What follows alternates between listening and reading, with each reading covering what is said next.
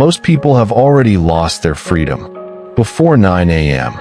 They wake up, they reach for the phone, they scroll, notifications, emails, other people's priorities, and before their feet touch the ground, their mind belongs to someone else. By 10 a.m., they already feel behind messages, behind expectations, behind a life they haven't consciously chosen. They call this normal. It isn't. It's surrender. Your attention is a currency, and you are spending it before you earn it. Every notification is a hand reaching into your pocket.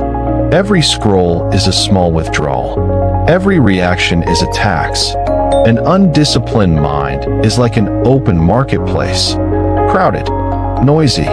Anyone can walk in and start shouting. And if you stand in the middle of that marketplace long enough, you forget what you originally came to buy.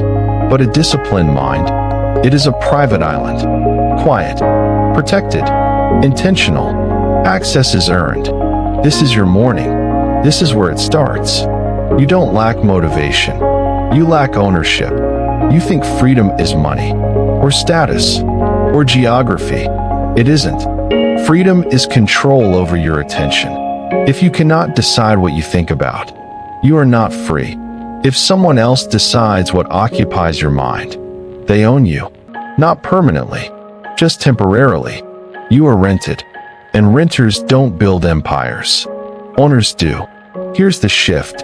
Before the world enters your head, you ask 3 questions. 3. And you do not move until you answer them. Question 1. What deserves my attention today? Not what is urgent. Urgency is loud. Not what is trending. Trends expire. What deserves it? Attention is like sunlight.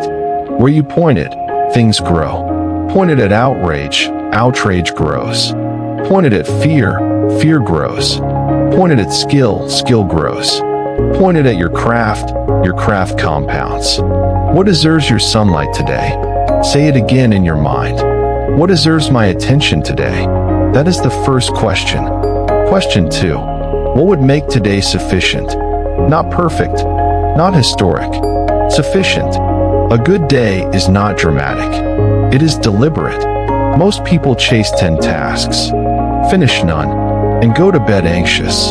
The calm mind chooses one meaningful action, does it fully, and walks away complete. Define the win before the game begins. If you don't define success for the day, the world will define it for you. What makes today sufficient? Answer it clearly. Answer it simply. Own it. Question 3. Who am I becoming through this action? Because discipline is not a skill. It is an identity.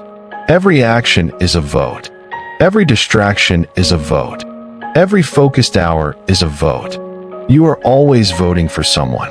The distracted version of you, or the deliberate version of you. There's an old story about a man who went to a sage and said, "My mind won't stop.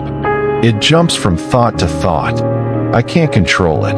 The sage poured muddy water into a jar, shook it, set it down. "Wait," he said. Minutes passed. The mud settled.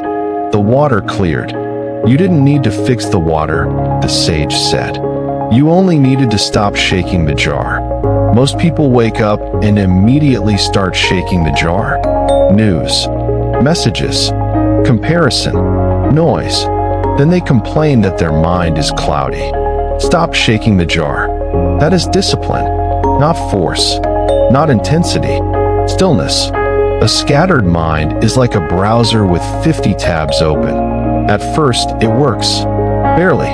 Then it slows. Just a little. You don't notice it immediately. You just feel friction. Tasks feel heavier. Decisions feel harder. Focus feels expensive. Eventually, nothing loads properly. Not because the machine is broken, because it is overloaded. Close the tabs. Not all at once. One by one.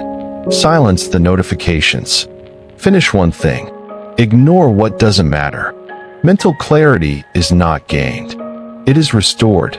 This is your morning. This is where it starts. Most people try to control outcomes. The wise control inputs. You cannot force success, but you can control your focus. You cannot control luck, but you can control your preparation. You cannot control the world, but you can control the first hour of your day. And the first hour shapes the next 10. This is not about productivity. It is about sovereignty. The person who reacts is a passenger. The person who chooses is a driver. Discipline is quiet. It does not announce itself. It does not argue online. It does not rush. It decides. Then it moves. Slowly, deliberately, without apology. You don't need more hype. You need fewer leaks. You don't need more goals. You need cleaner focus. You don't need to conquer the world today. You need to own your morning. Because the person who owns their morning owns their life.